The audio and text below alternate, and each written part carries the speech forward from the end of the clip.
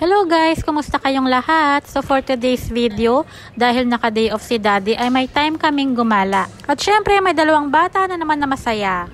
Una pala namin pinuntahan dito sa may St. Joseph Church. Magvi-visit muna pala kami dito dahil medyo matagal na rin kaming hindi nakakapagsimba.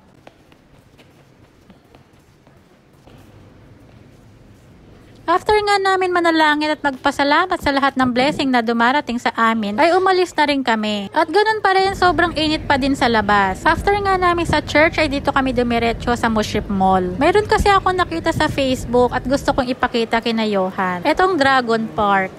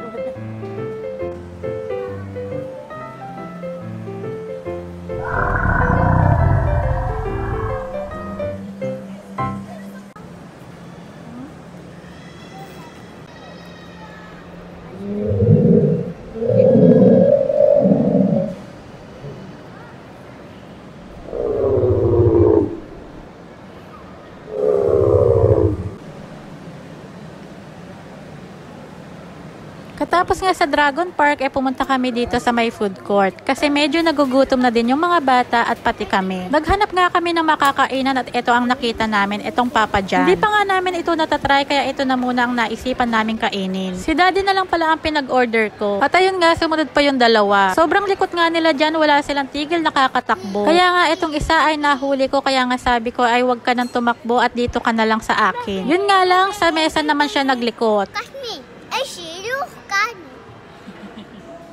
Sa wakas, dumating na din yung order namin. Pizza and chicken wings pa lang in-order ni Daddy. At garlic bread na paborito ng dalawang bata.